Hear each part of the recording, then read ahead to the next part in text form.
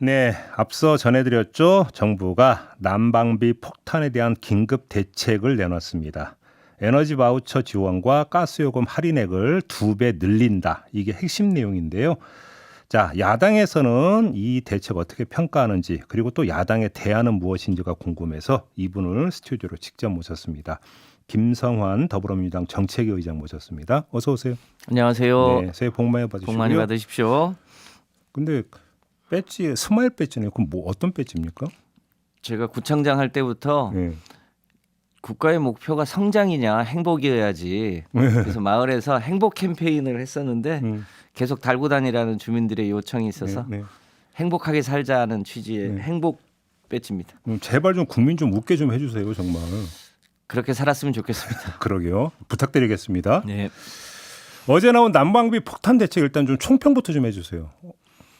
네, 우선 안 하는 것보다는 훨씬 낫다고 하고 일단 에너지 바우처 대상이 주로 이제 기초 수급권자들을 대상으로 하는 거거든요.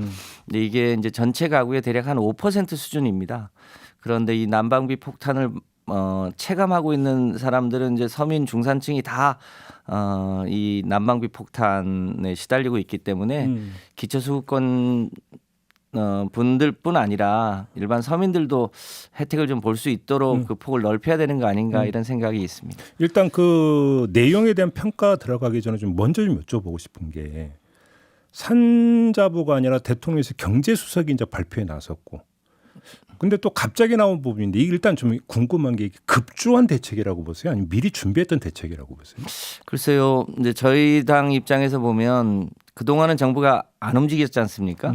근데 수요일 날 설 직후 수요일 날 민주당 최고위원 회의에서 이재명 당대표가 정부 측에 촉구하고 또 정부의 대책만 기다릴 수 없으니 민주당 소속 단체장부터 먼저 솔선수범하자고 해서 예, 저도 그 보도 본 적이 있어요. 어제 아침에 긴급하게 민주당 단체장을 모시고 우리부터 좀 모범을 보여보자고 하는 순간에 같은 시간에 용산에서 발표를 한 걸로 봐서는 조금 급하게 서두른 거 아닌가 싶은데요.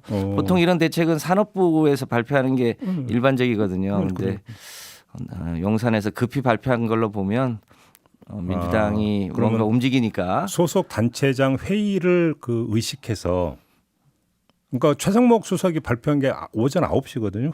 저희가 9시에 회의를 했거든요. 그런 겁니까? 네. 그렇게 해석하고 계시는 겁니까? 조금 도움이 된 거 아닌가 싶은데요. 예. 저희 이재명 대표가 제발 좀 남 탓하거나 무리하게 무슨 검찰 수사력 가지고 뭐 하지 말고 좀 잘하기 경쟁을 하자 이런 얘기를 했는데 뭐 그런 차원에서 보면 이건 잘하기 경쟁의 한 내용 아닌가 싶습니다. 알겠습니다. 그럼 좀 내용으로 들어가서 자 기초수급자 중심의 에너지 바우처 대상자에게 2배로 늘려주고 네. 그다음에 이제 그 사회적 배려 대상자죠. 주로 대상이 도시가스 할인액도 이제 2배로 늘려준다고 하는데 그럼 그 대상들에게 한정을 하면 2배 정도 늘려주면 충분하다고 평가하세요?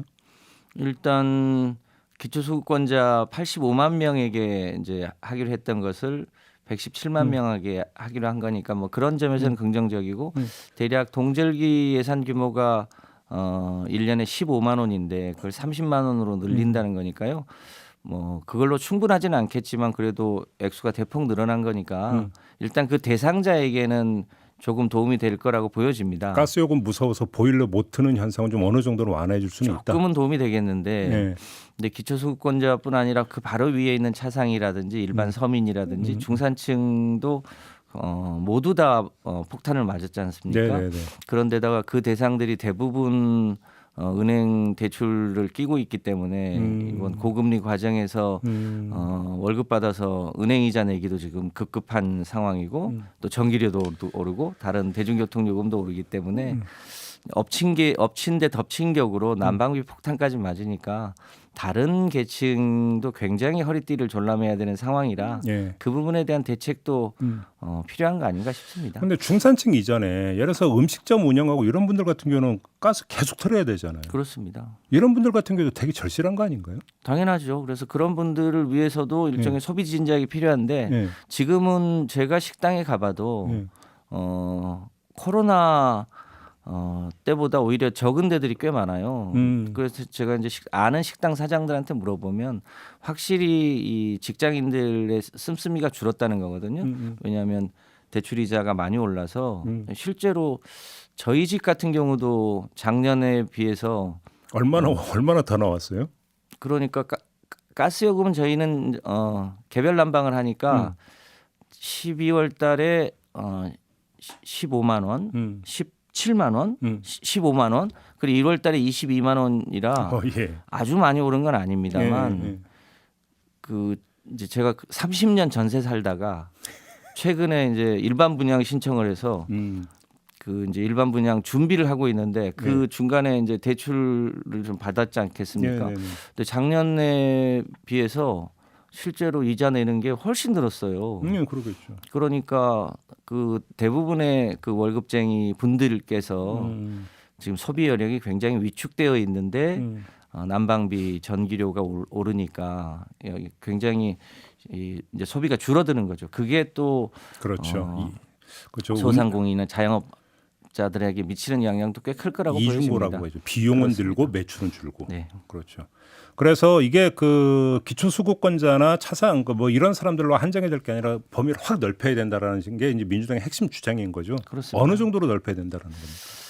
뭐 고통이 모두에게 오고 있지만 뭐 그게 골고루 오는 건 아니고 주로 이제 소득이 낮은 분들에게 많이 오고 있는 게 사실 아니겠습니까? 이제 그런 측면에서 저희가 이 소득 상위 20%는 제외하고 네. 이 이제 코로나 때 재난지원금과 유사한 형식으로 일종의 에너지 이 고물가 지원금 형식으로 이제 하위 30%에게는 4인 가구 기준으로 100만 원, 그리고 60%까지는 4인 가족 기준 80만 원, 그리고 상위는 40만 원, 그러니까 100만 원, 60만 원, 40만 원 이렇게 좀 단계적으로 설계를 해서 조금이라도 생계 이 생활에 도움이 될 수 있도록 해주는 게 국가의 역할 아니냐. 그 역할을 제대로 하지 않으면 또 이 과정을 거치고 나서 또 경제 양극화가 더 심해질 수 있기 때문에 그런 조치가 지금 필요한 시기다. 근데 국민의힘은 딱 퍼주기 포퓰리즘이라고 딱 끊어버리던데요. 그렇게 표현하면 아마 유럽에 있는 대부분의 국가를 다 포퓰리즘 국가라고 해야 될 겁니다. 왜냐하면 유럽은 러시아 우크라이나 전쟁 과정에서 우리보다 훨씬 에너지 요금이 많이 올랐는데 그들 나라들도 대부분 다 그 해당 지역의 국민들에게 일종의 에너지 관련한 지원을 해주거나 아니면 세제를 깎아주거나 해서 대부분 혜택을 줬거든요. 그런 거 보면 유럽도 다 그런 포퓰리즘 국가라고 해야 됩니까? 그 필요에 따라서 정책을 시행하는 게 국가의 역할이죠. 자, 그러면 재원 문제를 한번 여쭤보고 싶은데 일단 어제 정부가 내놓은 대책 있잖아요. 어제 정부가 내놓은 대책이면 재원이 어느 정도면 되는 거예요? 대략 추가로 한 1,500억 1,500억 정도? 이기 때문에 그러면 이거는 뭐 추경 안 해도 얼마든지 그 예산 범위 안에서 그러니까 돌려 쓸 수 있는 범위인가 그 금액인 거죠. 그렇습니다. 그런 것 때문에 예비비를 편성해 놓으니까요. 예비비를 이제 목을 정해서 하면 뭐 그런 정도 집행하는 건 크게 어려운 문제는 아닙니다. 그러면 추경호 경제부총리가 어제 그러니까 추경은 없다고 딱 끊어버리던데 그러면 정부 예비비를 가지고 일단 지금 긴급 지원을 하고 그럼 지원도 이 정도의 선에서 끝낸다라는 걸로 해석을 하는 게 맞는 거죠. 뭐 현재까지 정부의 방침은 그런 것 같은데요. 이제 1월달에 전기료가 오르면 이제 본격적으로 전기료 고지서에 찍히는 게 달라질 거 아닙니까? 네네네. 그리고 지금 가스 요금도 올해도 대략 50%는 추가로 올려야 된다고 하는데 2, 4분기 이후에 가스 요금도 다시 오른다는 거고 대중교통 요금도 오르고 그러면 실제로 서민 생활이 퍽퍽해질 텐데 당장 금리가 낮아질 가능성은 별로 없잖아요. 네. 그렇게 되면 실제로 서민들 주머니 사정이 훨씬 어려워질 텐데 유일하게 안 오른 게 월급이거든요. 그러니까 서민들 생활이 훨씬 어려워질 거고 그런 서민들이 뭔가 정부가 이 상황을 돌파할 수 있는 이 여러 가지 역할들을 요청하게 될 가능성이 높습니다. 네. 그런 요청에 대해서 정부가 화답할지 안 할지 이게 숙제 아니겠습니까? 그러니까 지금 이제 그 난방비 폭탄이라고 하는 것은 어찌 본다면 12월 분이잖아요. 그렇습니다. 1월이 더 추웠잖아요. 12월보다. 그러게요. 그러면 또 그때 그러니까 또 그 제2차 난방비 폭탄이 있을 텐데. 자, 그러면 여기서 이제 또 이제 아우성이 나올 텐데 과연 이제 그걸 대처할 수 있겠느냐 지금 그 점을 지적을 하시는 거네요. 그렇습니다. 저희가 만약에 여당이면 당연히 코로나 재난지원금 수준의 일종의 에너지 고물가 지원금을 저희 당이 집권했으면 당연히 집행하려고 노력했을 텐데 지금 윤석열 정부는 긴축 재정이다 뭐다 해서 그럴 생각이 없는 거 아닙니까? 근데 결국 이 문제를 결정하는 거는 그 시기에 국민들의 민심 그러니까요. 이런 게 정하지 않겠습니까? 근데 아무튼 민주당에서는 추경이 필요하고 그다음에 횡재세 도입하자고 지금 주장을 했단 말이에요. 근데 지금 추경호 부총리는 전혀 동의할 수 없다고 그랬어요. 횡재세 도입에 대해서. 그러면 막히는 거 아닙니까? 그러니까 고통이 모두에게만 오는 게 아니고 그런 시기에도 돈을 버는 사람들이 있거든요. 네. 그러니까 고금리 과정에서는 은행 지주사들이 작년 1년 동안 수십조 원의 예대 마진을 받다는 거 아닙니까? 그리고 고유가 과정에서 대한민국의 정유 사사들이 천문학적으로 이익을 봤는데 당연히 이익이 있으면 그것에 대해서 적정한 수준의 일종의 고통 분담을 하는 게 맞지 않습니까?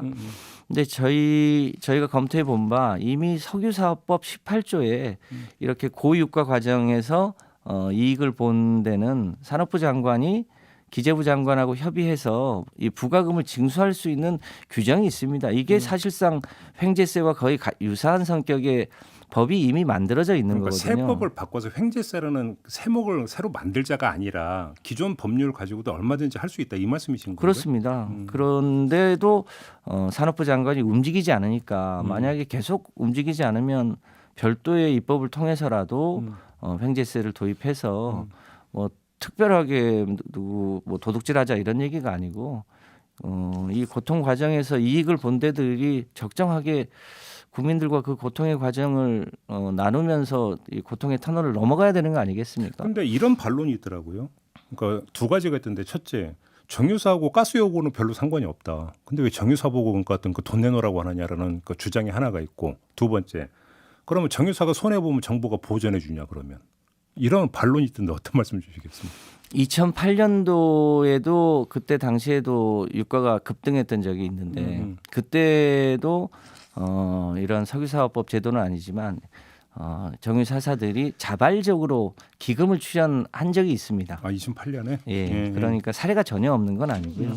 또 이 뭐 유가하고 가스하고 직접 관련은 없지만 가스는 주로 한국가스공사가 그러니까. 공기업이 하기 때문에 좀 성격은 다르고요. 이거는 이제 이 기름값 같은 경우는 정유사들이 민간 기업이 하고 있어서 네. 민간 기업의 이익에 대해서 적정하게 그 이익을 나누는 것은 유럽도 다 그렇게 하고 있고 우리도 적정한 수준에서 하는 게 더 사리에 맞는 거 아닌가 싶습니다. 알겠습니다. 아까 이제 지자체 소속 지자체 회의가 있었던데 그럼 거기서 지금까지 의장님이 말씀하신 거 말고 지자체별로 집행할 내역도 혹시 좀 그 결론 나온 게 있습니까? 어제 오전에 저희가 회의할 때만 해도 정부가 움직이지 않을 수도 있다고 보고 우리가 먼저 일종의 에너지 바우처 대상도 좀 늘리고 예산도 좀 늘리자고 하는 이 순간 이제 정부가 에너지 바우처는 이제 2배로 늘리겠다고 해서 그 외에 대상자들도 꽤 있거든요. 네네네. 예, 특히 이 등유를 쓰고 있는 일반 가정들 중에 특히 농촌에서 많이 쓰고. 그렇습니다. 예. 이 기초수급권에 포함되지 않은 가구들도 굉장히 어렵고 또 노인정이라든지 복지 시설이라든지 예. 이런 데는 일종의 운영비가 있는데 그 운영비로는 이제 감당이 안 되는 거거든요. 그래서 주로 에너지 바우처 외에 사각지대에 있는 차상위 계층이라든지 이런 데에 적극적으로 나서서 신속하게 예산 지원을 하자는 지자체에서? 결의를 알겠습니다. 했었습니다. 다른 거 하나만 좀 여쭐게요. 시간이 이제 거의 다 됐긴 했는데 정부가 오늘 그 국민연금 재정 언제 뭐 고갈되고 하는지 계산해서 결과가 오늘 나온다고 하거든요. 그럼 이제 본격적으로 이제 국민연금 개혁안 이제 논의가 이제 불을 붙을 것 같은데 프랑스에 지금 연금 개혁한다든가 좀 난리난 거 좀 보고 계실 거 아닙니까? 네. 대규모 시위 벌어지고 있고 민주당 하나는 어떤 겁니까? 저는 프랑스식 방식은 적절하지 않다 이라고 보는데요. 오히려 스웨덴 방식이 조금 더 나아 보입니다. 스웨덴 어떻게 방식은 하냐면 어떤가요?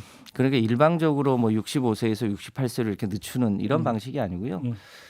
본인이 필요할 때 일단 연금을 수급할 수 있는 개시효권은 정해주되 예컨대 60세, 65세 이렇게 정해주되 늦게 개시를 할수록 많이 받을 수 있도록 설계를 해주면 지금도 그건 좀 보험적으로 시행되고 있지 않나요? 그러니까 근데 프랑스는 그거를 65세에서 68세로 인위적으로 옮기겠다고 하니까 생긴 문제 아니겠습니까? 그러니까 65세에서 받을 수 있도록 해주고 대신 본인이 스스로 선택해서 늦추면 좀 더 받게 해주고. 예, 예. 늦추면 더 받게 해줄 수 있도록 설계를 해주면 그렇게 저항이 심하지 않았을 텐데 하는 아쉬움이 좀 있더라고요. 이제 우리도 반면 교사가 될 텐데 연금 계획을 할 때 지금 큰 틀에서는 조금 더 내되 조금 더 받을 수 있도록 설계하자 이런 게 지금 그러니까 큰 가닥 조금 아니겠습니까? 더 내는 보험료율을 몇 % 정도로 지금 잡고 계시는 거예요? 그건 아직 뭐 나와 있지 비밀입니까? 않습니다만 네. 차제에 기초연금 제도가 있고 국민연금이 있고 또 일반 직장인들이 하는 퇴직연금이 있고 또 공무원들이 받는 특수직영연금이 있지 않습니까? 이 전체를 큰 틀에서 한번 보고 어느 수준이든 대한민국 국민이면 최소한 노인 시기에 1인당 얼마 이상은 받을 수 있도록 하는 설계를 해서 일종의 노인 기본선을 만들어주고 그것에 맞춰서 전체 연금 제도를 개혁하는 게 알겠습니다. 맞는 거 아닌가 싶습니다. 이건 나중에 좀 따로 한번 인터뷰할 기회가 있을 것 같습니다, 네. 의장님. 알겠습니다. 오늘은 이렇게 마무리할게요. 고맙습니다. 네, 고맙습니다. 더불어민주당의 김성환 정책위 의장이었습니다.